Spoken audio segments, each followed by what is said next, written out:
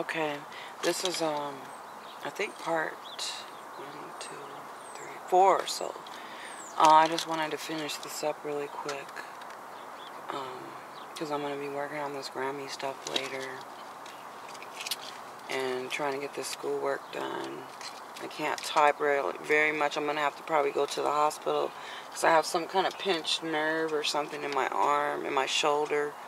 It goes up and down my neck, and it makes my arm fall asleep every minute or so. Excuse me, but let me just tell you this quick story about Rosalund. So when I got to Department of Licensing, I had fought tooth and nail to get out of there, and even when she had called me in for the interview and I did very well, and then she called and said she was checking my references, she called me back and said, the person, I guess Hillary, this was her secretary, and she was out of the office sick or something. And she had to call my references herself, which, most executives don't do the reference checks. I guess their HR department was too busy or whatever, but she had even told me this and said, yeah, I talked to, Joe, and he said that you missed some work and all this stuff, and was telling him the stuff about me. And I, because I had missed time from FEMLA leave, and which was excused from my doctor, and she had the nerve to report that. They told my new boss before I got the job about it, and tried to basically sabotage that job. And she had said, oh yeah, I know, because she knew Hillary had just had some kind of foot surgery. And so she was like, oh, I understand, people have to have, surgeries or they get sick.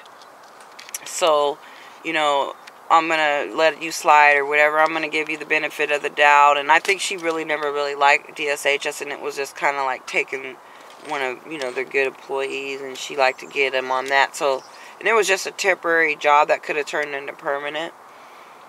So, I mean, I was really fortunate to leave and to get out of there, even though they tried to, sabotage me.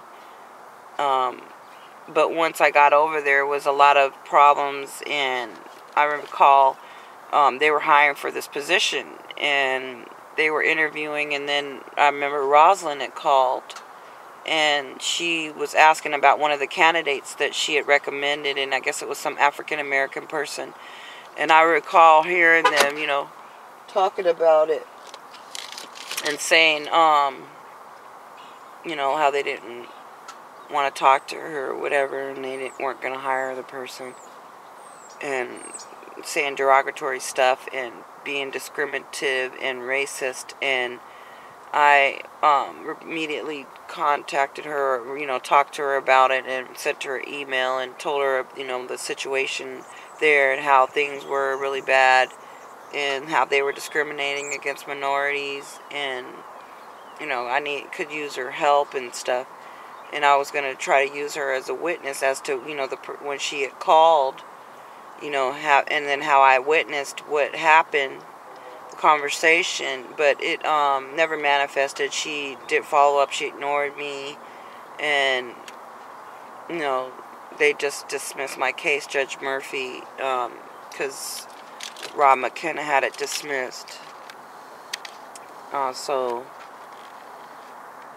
that's kind of like the end of that story. The last I heard about her, talked to her, and then I just heard she left in like 2011 from the African American Commission.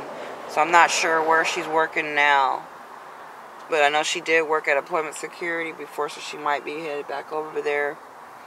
But she really never really helped me, and I was real disappointed because I thought, oh yeah, I know someone who running the African American Commission. Yeah, this one, I got this. She's going to step up and do something, and we're going to get these people once and for all the stuff that they're doing. And it never did she do anything. So, information you need reporting on one word. With the U, and it's just disappointing. And still to this day,